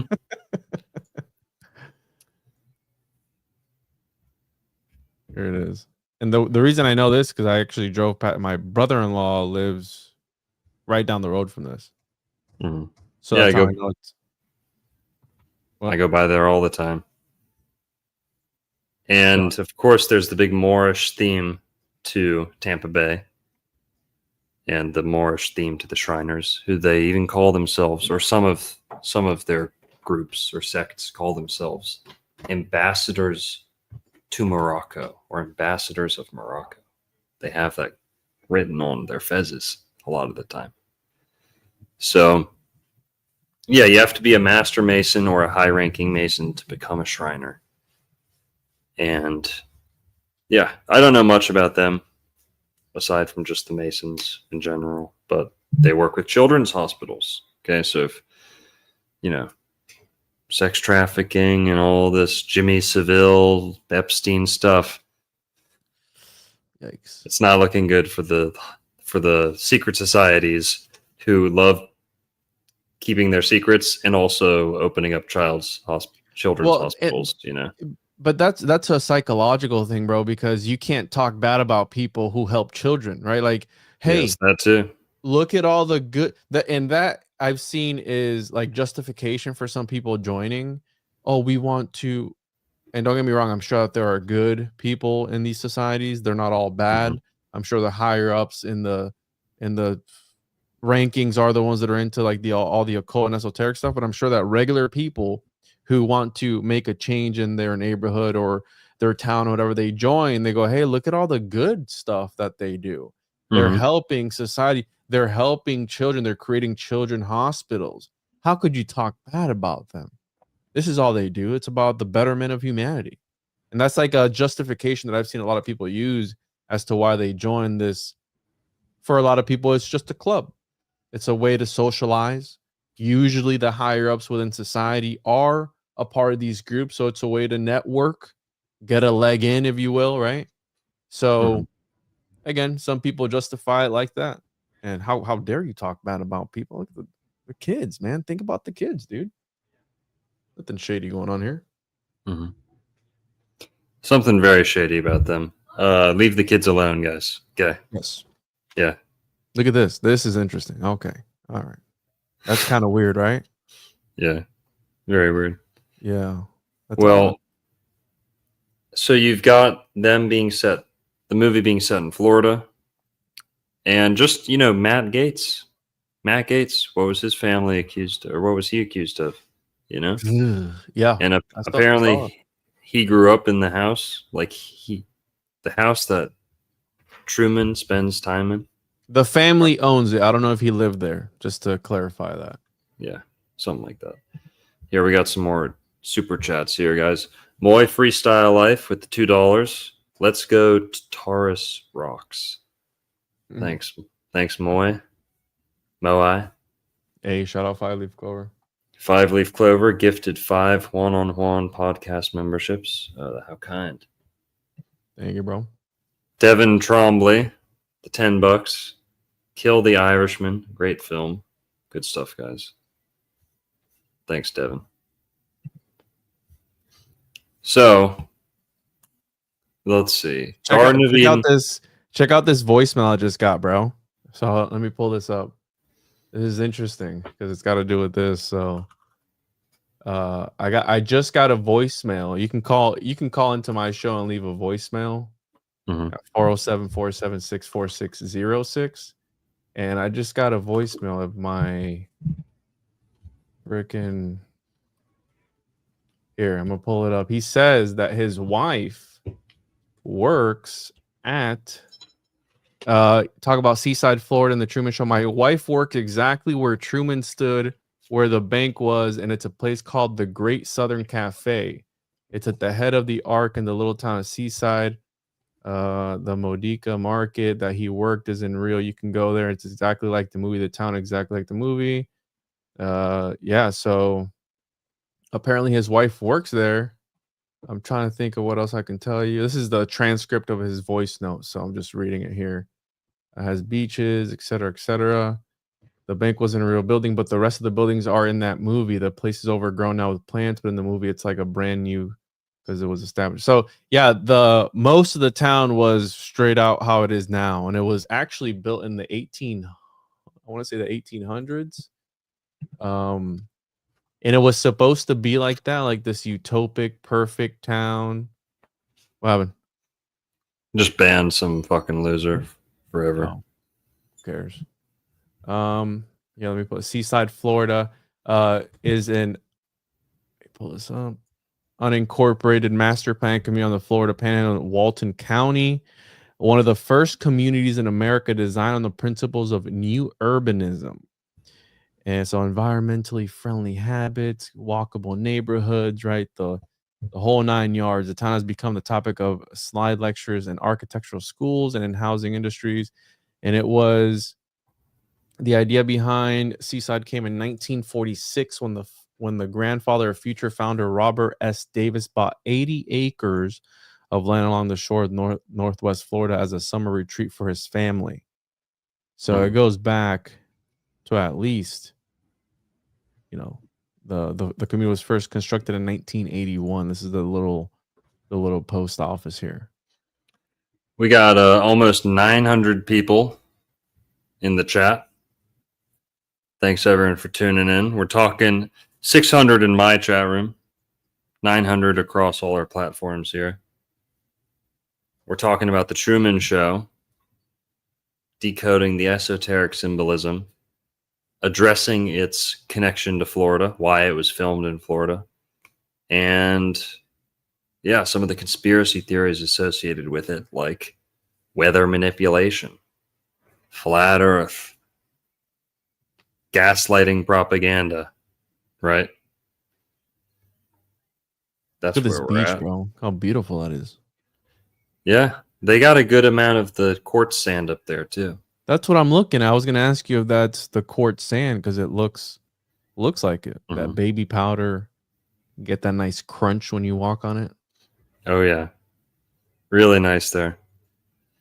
So Now, again, I don't Gates- know Go if ahead. he lived in the house or not, but it's owned by the Gates family, which again in 2020, this dude was accused of some stuff.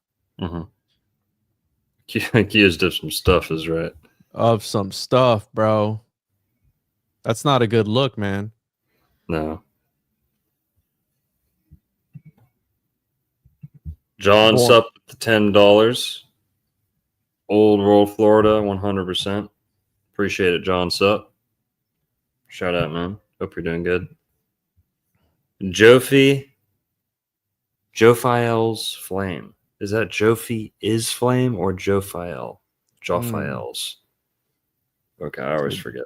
Jophiel, I say. $1.99. Pull out the bongo, Dr. Longo. I just might. He did before the show when he was doing his makeup. Right. So what else you got here? We got we covered the dog symbolism, the Taurus, you mentioned something earlier about getting a call And I've met people before who believe that certain Disney movies were created because of them. This main character syndrome. And in the Truman, there is something known as, it's not an official condition, but similar to the Matrix defense, where there have been a few different cases where people believe that they were in a simulation and that everyone around them were NPCs, which I don't subscribe to the NPC idea where there are people here for texture, even though it may seem like that. In Hermeticism, you have the sleepers, which are people who haven't been enlightened yet, but you're not here to force them to become enlightened, right? They will come to that conclusion on their own. And there's studies of people who don't have inner monologues, where people can't think inside their head. Some people, I guess, think they speak it. I don't know about you, but I can think in my head before I say something. Wait, what? Yeah. Whoa, what? Yeah. Whoa, hang on. Break that down for us. No, I'm serious though, bro. There's a condition where people can't speak in their heads. Yeah, I know. It's called being a fucking woman. Okay. Anyways, I mean, in the chat, can everyone hear themselves in their head, or? Yeah. No, like a third of people don't have internal dialogues. Does that internal make them monologues. NPCs though? Does that make, I don't like that idea, because it kind of dehumanizes society in a way, which that's what I don't appreciate about Gnosticism, because it is how you're saying materiality is evil, materiality is ugly, and you want to just transcend to the next dimension. And that's kind of, I mean, Christianity as well is kind of like that. You're more preparing for the afterlife than you are living this life. And right, the Platonists and all these guys, they talked about a mirroring of our reality, but the one that's mirrored is more divine and more perfect. And this movie also can be linked to Plato's cave, where everyone is in the cave. The reality they're being presented on the wall, the shadows on the wall is the reality. And then when you break out, you go, oh my God, there is something more outside of this. And then you come back in and they're combative against you, like, no, sit down. Yes. Right. So yeah. Well, hang on. I also want to say real quick is that it also shows, like we were talking before we went live, you mentioned dystopias and utopias. Mm-hmm. And I said, it's interesting to notice that most of the popular dystopias we have in like popular literature or pop culture, dystopias, are almost always started off or kind of or advertised as utopias, right? Mm-hmm.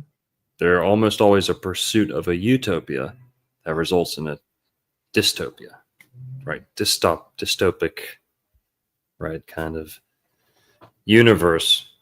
And I think that it's kind of the Garden of Eden conundrum, right?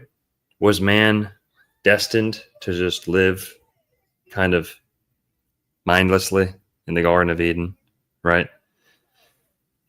This movie kind of explains how the more you try and make something perfect, the more likely you are to kind of force a crack or force a split, force a explosion. Because even though Truman has all his needs met, right? He could stop going to work, and right, everything would kind of still work itself out, right? The universe would kind of respond to him. And even though everything's perfect and his needs are kind of accounted for, and he's living this like in like a human enclosure, right? Almost, his life still goes terrible. Mm-hmm. If not worse than the average person could. He almost kills himself. He almost kills his wife. I mean, he's like running around with a knife, like losing his mind at one point, And it's a good-natured movie for the most part, but still, comes real close to like losing it, right? that's kind of the and Stanley Kubrick kind of talks about this too, like at the end of 2001 A Space Odyssey, is that you kind of get the impression that humanity, or they plucked a human and dropped him into a human enclosure, right? For like eternity almost. And they didn't know how to make it quite right. They thought like, oh, it's a beautiful room. It's going to have food, water, whatever. But whatever. Mankind needs that like mischief and folly and kind of, I'd say in trauma. order to make life. Sure, drama. I'd say a bit of trauma, which is what shapes us, right? And any superhero, really, if you look at it, which I think they refer to Truman as like the superhero. Everyone is tuned in to him. He is the main character. They're buying the merch. They have the pillows with Truman's face on it. Everyone is at the edge of their seats to see what's going to happen next, right? He is the hero, and in any superhero movie, really, the main thing that brings forth the change for the superhero is trauma, some traumatic event that shapes their reality and turns them into Spider-Man or Batman or whatever it is, right? I mean, Captain America, any superhero, it's usually a traumatic event. And I think that is, and maybe not trauma, I mean, that's a bad name for it, but something to challenge the mind, right? Something to, he's living this sort of, he's in a hamster wheel every single day. Freedom to fail, I think, is what we're trying for. The freedom to fail. Yeah. He like, doesn't have the freedom to fail. Yeah. To like fulfill a purpose. I think that's what a lot of people struggle with.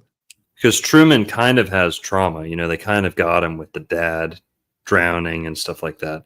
It's the freedom to fail that he doesn't have, I think, which is like the American dream too. And this is going to bring us to one of the next things I really wanted to hone in on is, did you make out the name on the boat that he escapes on? No. The Santa Maria. Oh. The Santa Maria. The Nina, the Pinta, the Santa Maria. Come on, guys. And Christoph is kind of crystal ball Columbus. Exactly. Christopher. Exactly. And Christopher Columbus thought that he was discovering Eden. He thought he'd opened up a new world. Yes. Christopher Columbus believed he was near to the biblical Eden. He even went as far as to give like a number of miles away from one of the rivers of Eden. Really? Yes. He thought, he wasn't sure where it was, but he was fairly certain that he was close. And he'd been hearing rumors from the Native Americans. He'd been finding Hebrew words around the Caribbean. And Christopher Columbus claimed that the biblical paradise was not far off from where he had landed or bumped around in the Caribbean. Well, guess what? The boat, and also Columbus, let's just set the record straight here. Columbus was Jewish, okay? He was a crypto Jew. He sailed across in 1492. Our schools forgot to tell us Columbus was, fuck, that's too long. In 1492, set sail. He was a Jew. Yeah. In 1492, set sail a crypto Jew across the ocean blue, blah, blah, blah, whatever. I don't know. But he goes to America. If it weren't for those pesky Bahamas, Columbus landed in the Bahamas, by the way. He bumps into the Bahamas. If it weren't for those pesky Bahamas, he would have sailed right into Miami. Oof. Guess what, guys? Guess what they don't teach you in history class? Dr. Longo's going to give it to you, okay? Piping hot, okay? Watch out. Don't touch the plate. That's still piping hot, folks, okay? Christopher Columbus landed in the Bahamas at a place, I think they call it Guanahani, right? Today they call it San Salvador Island or something like that. You got it. Yeah, okay. San Salvador Island. So he lands there. Guess what, guys? He was half the distance to Florida. I always say this wrong. He was half the distance. He was twice the distance. Fuck, I don't know how to say Yeah, this you right. messed it up, dude. The distance that he was from Florida to Florida was half the distance he was to South America. They always tell us this, like he was in the Caribbean, then he goes to South America. And yes, he did go to South America. But they don't really tell us that he almost landed in Florida. I mean, really, really close. Again, half the distance to South America is how close he was to Florida, North America. So, and who knows, he might have seen Florida for all we know. Okay. But Columbus almost landed in Florida. And one of his ships was known as the Santa Maria. Santa Maria. The Nina, the Pinta, the Santa Maria are Columbus's 3 famous ships. I think one of them or a couple of them were owned by a Moorish guy named Juan Torres. Is that right? Juan Torres, Columbus. See if I got that right. I'll tell you right now. So, who owned the boats? Spanish Crown. Were owned by Juan de la Cosa, Cristobal Quintero, and Pinzon brothers. The Spanish Crown commissioned the ships to be used by Christopher Columbus on his first voyage in the Americas in 1492. They were owned by Juan de la Cosa. That's funny. It's Juan of the thing. Cristobal Quintero and the Pinzon brothers. So they were caravel type vessels that were rebuilt for the Voy La Nina. Commonly referred to La Nina, which may be an inside joke. Luis de Torres. Sorry. Someone else. Not the same. Not the person I was thinking of, but Luis de Torres. And I guess they had a little inside joke with La Nina, which was commonly referred to, which may have been an inside joke referring to the owner, Juan Nino. Huh. So they were putting a little joke on there, huh? Longo can speak so annoying sometimes when he does his word repeating. Like he's unlocked the secrets. Dude, so glad he's not doing that tonight. You know what I am doing tonight? I'm banning people for life. You're banned for life. Damn, really with an iron fist, bro? Peace, Cracker. You won't be missed. Thanks for piping in with your valuable insights. If Juan doesn't pledge the allegiance by the end of the show, I'm calling ICE. Bro. You do know I'm not Mexican or anything, man. So, yeah, Juan's not Mexican, guys. Come on. He's not that hardworking. Yeah, you got that right. Longo cold as ice tonight. Mm-hmm. Where you knocked us down from 900 to 899 when you banned that fool. No, I didn't. We're going to go up another 50. Watch it. Stay winning. The guy was dead weight. We don't even know if he was a man. Could have been a woman. Could have been trans for all we know. Sometimes you got to cut the grass for the snakes to show, bro.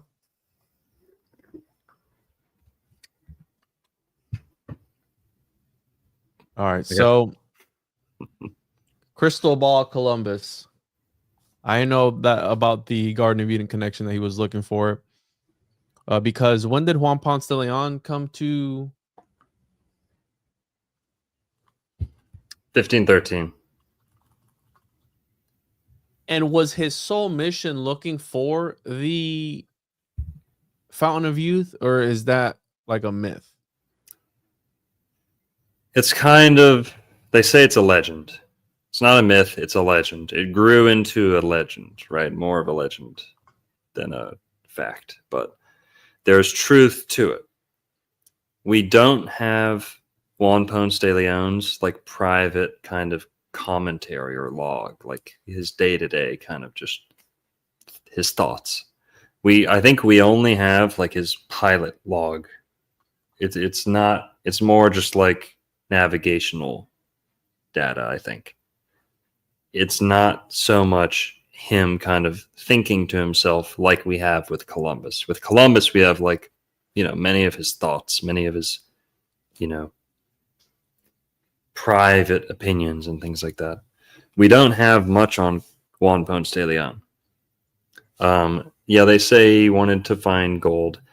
What we do know is that he did hear stories of a legendary place called Bimini. And we know that he had heard of Florida being referred to as Bimini. Mm. And when he called Florida, Florida, Juan Ponce de Leon named Florida, Florida. He named it La Florida. When he did that, he had replaced its name, which was Bimini.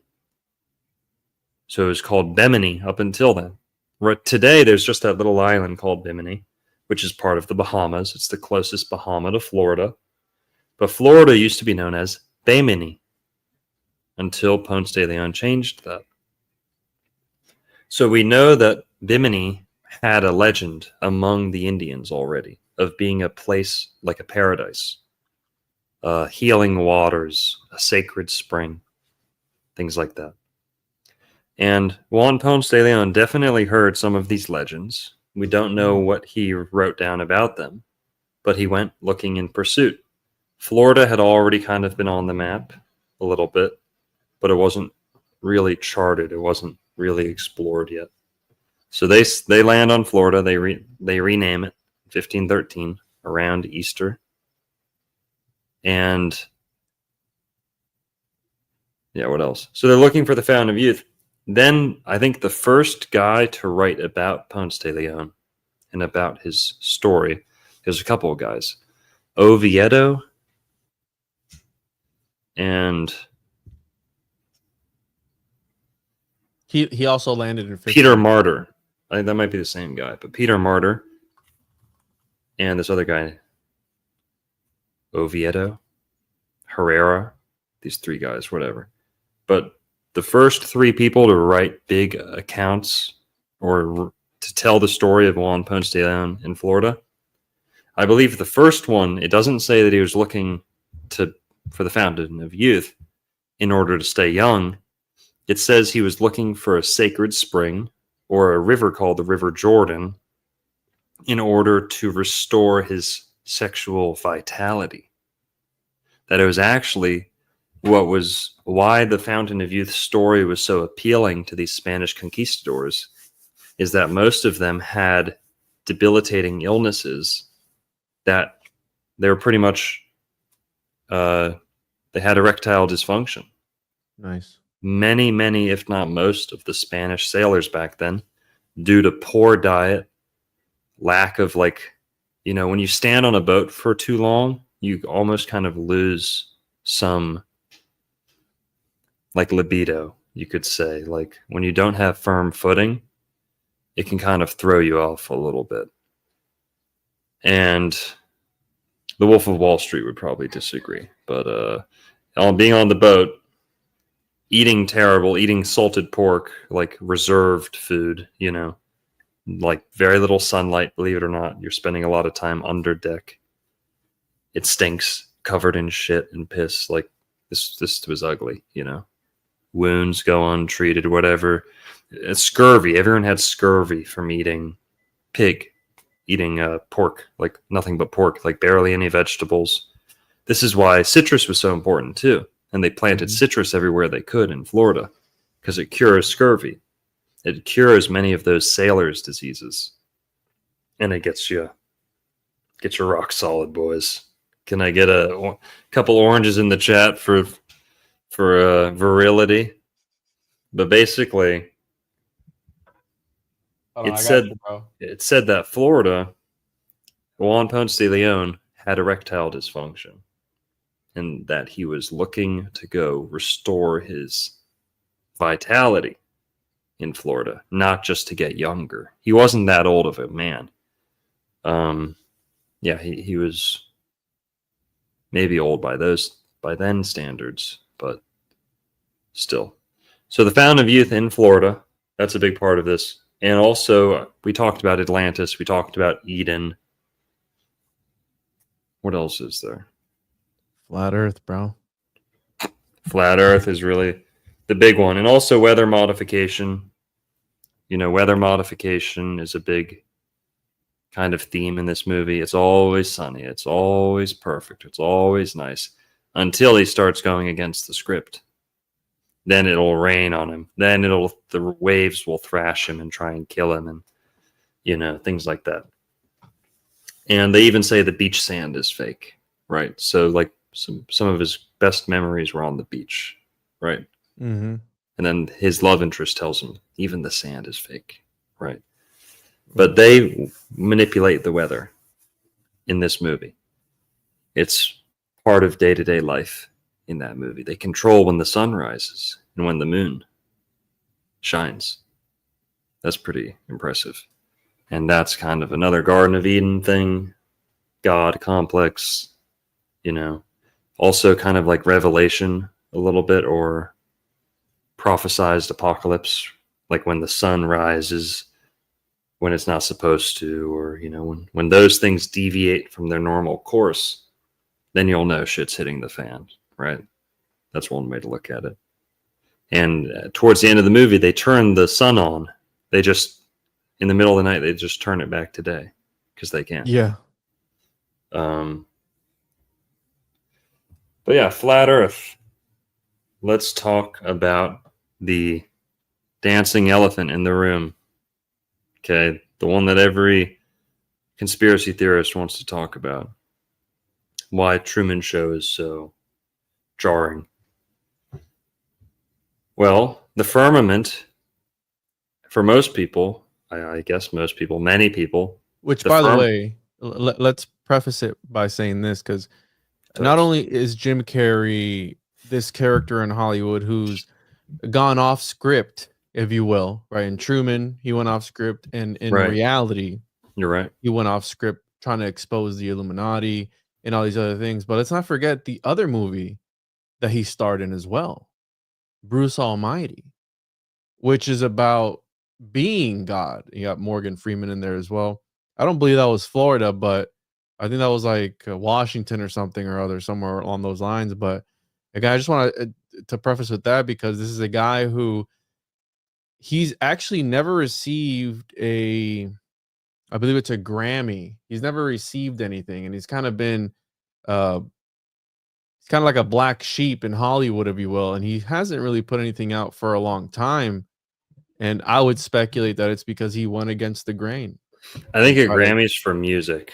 So an Emmy or an Oscar, I think, are the acting. Or whatever. I mean, I just see. You're right. It doesn't matter. I'd honestly like you less if you got that correct. Oscar. There we go. Oscar. Yeah, Emmy, Oscar are the movie ones. He has never. So no, Jim Carrey has never been nominated for an Academy Award, despite being praised for his roles in The Truman Show, which some people say this is one of his best movies that he's ever been in. And again, he went crazy. I think it was on like this late night show where he was talking about. It was very bizarre, because what's interesting about these actors is you don't know when they're being serious or not. And that's something you have to keep in mind, because they are actors. Are they playing a part, or are they really going off script and trying to expose this dark cabal that is operating within the shadows? Yeah, Jim Carrey went full schizo for like a couple of years. He was having like almost like a mental break. It seemed like he was confessing a lot of things to like the public and turning his back on celebrity culture. I'm still a little hesitant I don't really like him. I don't get good vibes off him, just to be honest. He was going super deep into some esoteric, almost like tantric principles. He's very new age. Yeah. He was talking about Santa Claus and the Claustrum and the Christos oils. You know, talk about Christo, talking about the Christos oils, the chrism, the sacred seed that has to be risen within, the kind of like the Kundalini uprising up the spinal cord. He talks about Santa Claus and the Claustrum. I've heard him give a whole speech on this. And Yeah. I mean, can you imagine an A-list actor just dropping stuff like that? Now, he didn't come up with it. He heard it probably from It's Manly P. Hall, bro. I mean, Manly P. Santos Bonacci or Manly P. Hall, but he certain things he said made me think that he watches Santos Bonacci. I don't know where else he could have gotten some of that information, but Jim Carrey, yeah, he kind of acts like he's going against the grain, but I'm still pretty skeptical about him. So I love Ace Ventura though, and Bruce Almighty. Those are good. He did The movies. Mask too. That was another crazy movie too, and I think it was on Jimmy Kimmel that he went off the script, and he was kind of like, "Hey, what are you talking about?" Right? And he's kind of just going off, and he looks like a hermit. I mean, look at him; he's just all long beard and everything. Apparently, he's into like mushrooms. He did a Terrence McKenna movie, or was supposed to do a Terrence McKenna movie. You know about that? No, I don't know about that. Jim Carrey, Terrence McKenna. Let's see here. Jim Carrey, yeah. This says here, Jim Carrey set to play Psychonaut Terrence McKenna in new film. I don't know. Well, with AI and everything, I don't know how real this is, but yeah, it's a YouTube video. This is from one. It's from I think 7 it's already. years ago. Yeah, I think it's already done. I think they made it. I don't think it's a full. I could be wrong, but whatever. 7 years ago. Fake rumor. Look So- at this fake rumor. So Well, here, Jim Carrey. He's also in the movie 23. yes. Which is like full schizo, like possession. He also goes kind of crazy in that one too, and kind of decodes the simulation a little bit. So in that I movie, didn't talk too. about the right. Speaking of being schizo, the Truman Show delusion, which isn't an actual official condition, but there was a psychiatrist that in 2008 he had met with 5 patients with schizophrenia who believed their lives were reality TV shows. So Gold named the syndrome the Truman Show delusion after the film and attributed the delusion to a world that had become hungry for publicity. Gold stated that some patients were rendered happy by their disease while others seemed tormented. One traveled to New York City to check whether the World Trade Center had actually fallen, believing that 9/11 attacks were attacks to be an elaborate plot twist in his personal storyline. Another Right. came to climb the Statue of Liberty, believing that he would be reunited with his high school girlfriend at the top and finally be released from the show. So there's people that I know from the show who have talked to me about like, hey, that one Disney movie, yeah, that was made after me and my family. And it's like this sort of Truman Show delusion in a way. Yeah. Oh, it makes me think of the Mandela effect a little bit too. Yes. Like, oh, is my reality the same as yours? You know? And guess what? Who is at the center of the Mandela effect a little bit too is, what's his name? Morgan Freeman, who is He played God, him, right? Yeah.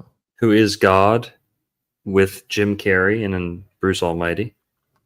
So there's a little bit of a connection there. Ed Harris, too, if you want to go off the actors. Ed Harris, who plays Kristoff, or God in this movie, he's been in a lot of alien movies, in a lot of conspiracy movies, a lot of NASA or rocket movies, things like that. Ed Harris. He plays Knights of the Golden Circle member, too, in National Treasure, Ed Harris. Ooh. Yep, that's the Gulf of Mexico, too, a little bit.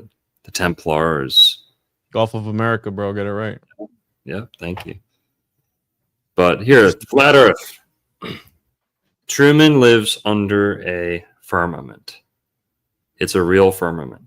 The moon is fake, according to the, within the show. The sun is controlled, right? This is like a closed system that he thinks is infinite. His friends even say, man, look at that sunset. He's like, his friend tells him, I've been all over the world. They don't have sunsets like that anywhere else. And he's like, yeah, man, wow. And it's all fake. It's all simulated. And I'm not saying that the flat earth model depends on like a simulation theory. It definitely doesn't. But it is kind of the theory, the awareness, whether you choose to say we're in an infinite universe or whether we're in a closed system. And Truman lives in a closed system. And people interpret that true man, like we live, like Truman's in a big bubble, but we're in an even bigger bubble, right? Is how some people interpret the Truman Show. It takes place in Florida. Florida is one of the flattest places on Earth, right? What else, Juan? Yeah, no, definitely the whole concept of even the stars and everything with Sirius falling down. But what's interesting in this movie is that they show the set. It's like it can be seen from outer space, like the Great Wall of China and all that stuff. And then I think it's towards the beginning or the center, they show the dome, and then they show the globe. Like they zoom out and they show the globe. Right. So what are they trying to get at? I don't know. Is it a simulation within a simulation? And I don't like simulation because again, it kind of sort of demeans the human experience of being here. So I wouldn't call it a simulation. Just call it reality, whatever that is. Whatever we agree upon is reality. But I did find it interesting that they zoomed out and it was a globe. So he's in this thing here. So which is it? Is it a flat Earth or is it a ball Earth? Right. Or is it both? Or is it what you want it to be? Like I don't. It's still up in the air in my opinion, because there are things that the flat Earth model can explain and can account for.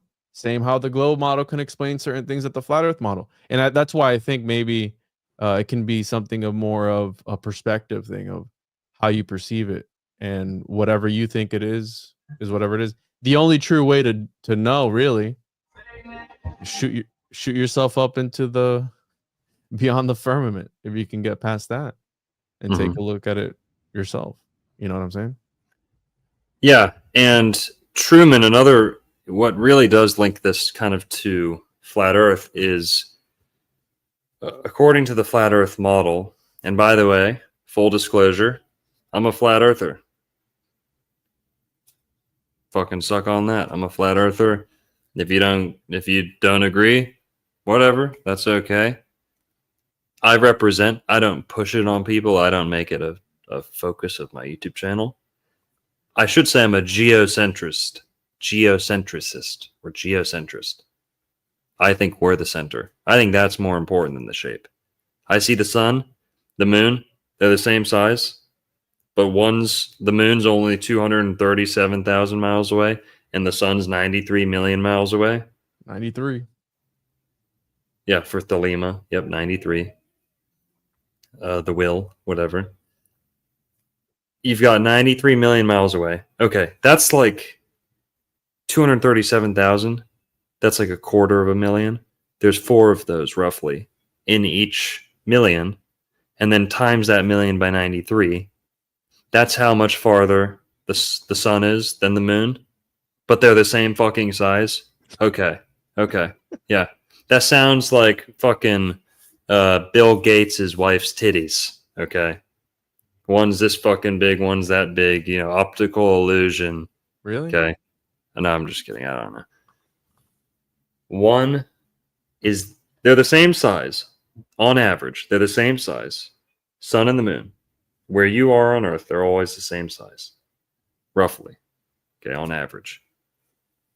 But one's 93 million miles away, and one's only 237,000. 237,000. Yeah, I said that right. That's bullshit. That's baloney. I don't need to know what the shape I'm standing on is. That's bullshit. That is harmony that only God could have authored. Okay? 238, whatever. It changes too a little bit, they say. But 237 is what I'm going with. Look at Mars. 33 million. 93 million miles away. Are you kidding me? And they're the same size? Okay, yeah.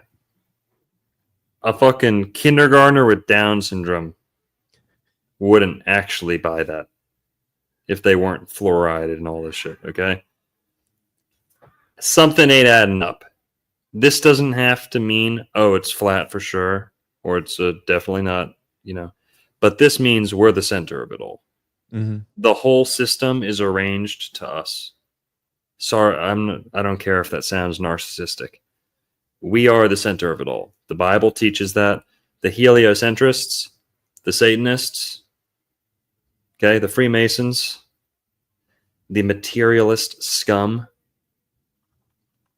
who've been pumping out this Zionism, same shit. Fucking big gay gangbang banging around in the fucking infinite vacuum of space. Big gay gangbangs, all I heard. That's all I gathered from a fucking science class. Okay? We're the center of it all, folks. You heard it here. Other people can prove that a little bit better. But just ponder this. The sun is far, the moon is close, but they're the same size.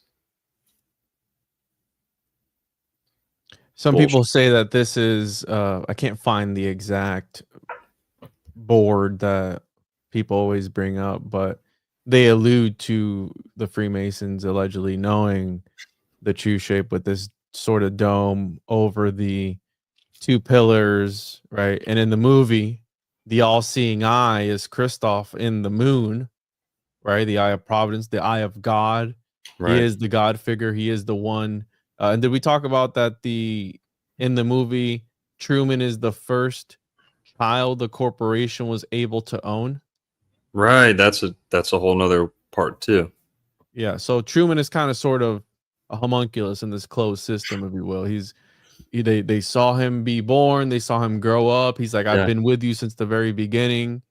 They put a microscopic camera in the fucking uterus with him. Did they really? No. Yeah. They said, prove me wrong. I think I heard this right. They invented the smallest camera ever. He says, we started out with just one. He said, oh, there's 5,000 cameras. And then he responds, we started out with just one. Don't forget, just one. And that one camera was a camera shoved up his fucking mom's vajayjay. Okay? I mean, I don't see that on the internet, but I'll take your word for it. Because another thing that they were obsessed with, being another interesting aspect that they wanted to do was the first conception on air, like the first televised conception. So that in itself is like a ritual. And if you think about what you said about Truman trying to be unpredictable within the Matrix, that's sort of kind of doing magic to where you do something unpredictable. And I'm just thinking of the cut up method where the chaos magic. Yes. The cut up method is just that, where you take already written works, you chop it up and you rearrange them to bring forth a new text that wouldn't have otherwise been there if you didn't rearrange them. And that's the sort of way they see. That's William Burroughs, a way of hacking the Matrix to trick the archons and the demiurge in some sort of way. So, yeah, most definitely. But they were obsessed with that. They wanted to get the first conception, the televised conception on air. And that makes me think of Rosemary's Baby, and Devil's Advocate. Right? Is that it's all leading towards this orchestrated birth, conception. Yeah, whatever, man. We're here at 2 hours. What else needs to get said, man? Anything else? Flat Earth being one of the main ones. We talked about some of the symbolism.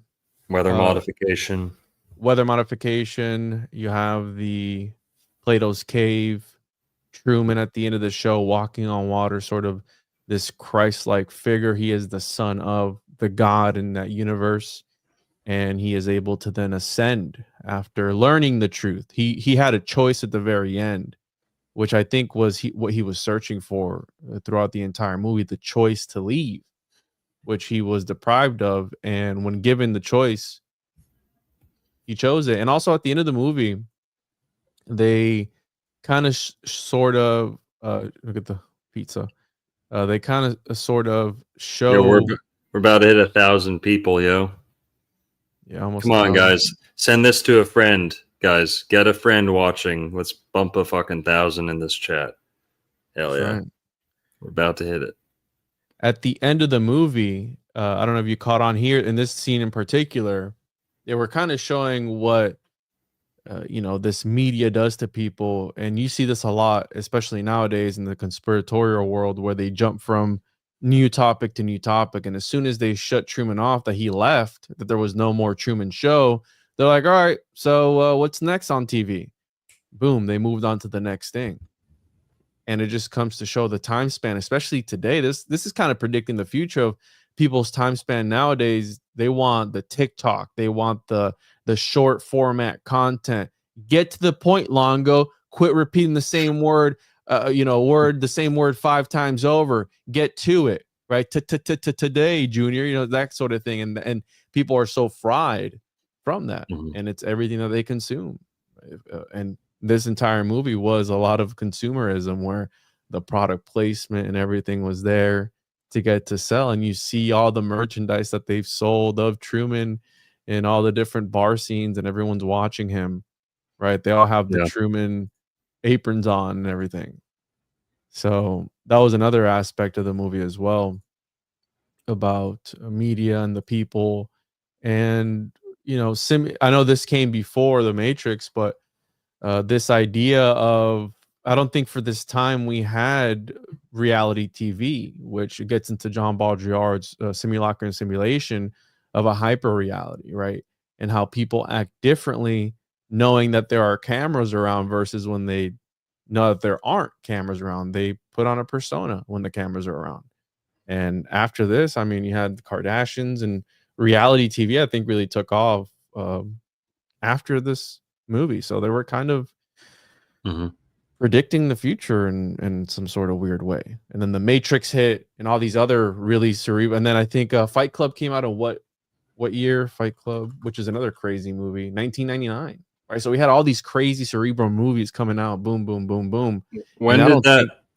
Go ahead. Sorry. I don't think they make movies like that anymore that really hit how these movies are back then. I know you don't like this movie, but I'm talking about The Matrix and all these other ones. Yeah, well, they don't put good-looking people in movies anymore. That's the number one problem. Movies have always kind of been the same level of entertaining, but not really. I don't know. There's a limit to how deep you can go in a movie. But what's your favorite movie of all time? Like, what's one movie that you go that movie does it all for me? Lawrence of Arabia and Eyes Wide Shut are my top two. I love Eyes Wide Shut. Not because I love the movie. I just love studying it. I love looking at it. I think it's like Mozart for the eyes. Eyes Wide Shut. Is that the one with Tom Cruise? Or Blade Runner's like that too, where just visually it's well, it's Philip K. Dick, bro. I mean, Philip K. Dick was so ahead of his time, who also wrote a story, I believe, about a man who was in a scripted reality. I forget the name of it. Something Loop at a Time or something like that. But Lawrence of Arabia, bro, this from 1962, a 3 hour and 47-minute movie. Super good. Super good. Yeah. The best movie ever made. Greatest, still holds up today. Astrologically on point. The main character's a Leo. He's playing a Leo in real life. Lawrence of Arabia. T.E. Lawrence. One of the best books ever to my favorite book. My favorite book is 7 Pillars of Wisdom. My favorite, adventure book that I didn't read to learn something from. Yeah. Just to be entertained. Yeah. Cool. Yeah. Yeah, really good stuff. I don't know what would be my favorite. I'd say maybe I don't know. Like I said, I'm a sci-fi guy, but I don't really have I like a ton of. I like Star Wars. Attack of the Clones is one of my favorites. I mean, I like everything. I actually like watching movies that I know are horrible and bad. Not bad isn't but badly done. Oh yeah. I get entertained by that. I don't know why. I do it alone Because if I drag my wife into it, she's like, why are you watching this? I'm like, just want to kill time. Watch this. You ever seen the Illuminati versus Donald Trump on Amazon Prime? No, no. I think I should. Let me see here. It's yeah, Trump versus the Illuminati. It came out in 2020. I live that. Why would I watch it when I live it? It's on Amazon Prime, bro. But I mean, check this poster out, dude. Peter Hotez, we're putting you in jail forever. Oh my god. Anyways, what else we got? We talked about everything. Yeah, people. We're gonna be the next one we're gonna do is this one. Trump versus the Illuminati. Look at this CGI, dude. No, Cocoon, right? Is that what we're doing next? Cocoon. So the schedule we have so far is going to be, we can do Cocoon next, which I like the premise of that movie a little bit more than the Truman Show. Right. So we have Cocoon, which we can do next week. And the following week, we have a special guest, and we're going to be talking about the phosphate industry in Florida and everything that it's been linked to by Eric E. Crown. So if you want to watch that, it's a very great documentary. Let me find here the poster documentary. And it's about it's this one here. You can watch it. Phosphate, F-A-T-E, and everything that the phosphate industry is doing to Florida. And it's very, very interesting. So we're going to have the guy who created the film come on to talk to us about his film, and we're going to be exposing the phosphate mining, phosphorus, the light bearer that Florida contributes. I believe 97% of the whole United States. They create 97% of that. So yeah, dude. So we'll do Cocoon next, and then the following week on the 27th, we got Eric E. Crown coming on the show to enlighten us about this. So if you guys want to watch it, you can find it on Amazon Prime or something. Check it out and watch it before we do it, so you can learn. It's very, very interesting. Hell yeah. That's what we got in store, y'all. Everyone go check out Juan's YouTube channel. Give him a subscribe if you haven't already. TJOJP, the One-on-One podcast. He's on a lot of other platforms too, but yeah. And I'm Old World Florida, Dr. Longo.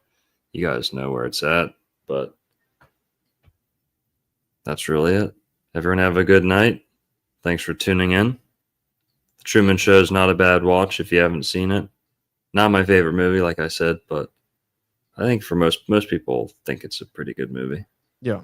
It's at least thought-provoking, right? Mm-hmm. Well, and I think that's a perfect follow-up to Devil's Advocate. So if you haven't seen our Devil's Advocate stream, go check it out. It's not going to be up for much longer. It's going to go on to my Patreon. That's kind of what we do is if you want to watch these live streams, make sure you're here when they stream, because we usually break the rules on here a little bit. And the longer that live stream's up on my YouTube channel, the more trouble I'm going to get. So if 10,000 people already saw it, there's no point in just leaving it up there for a couple more hundred to see it, over the next 2 years. So my old live streams are on Patreon. If you guys want to see old live streams, everything on my YouTube channel is just going to be current. So it's not too cluttered, not too many videos you have to dig through.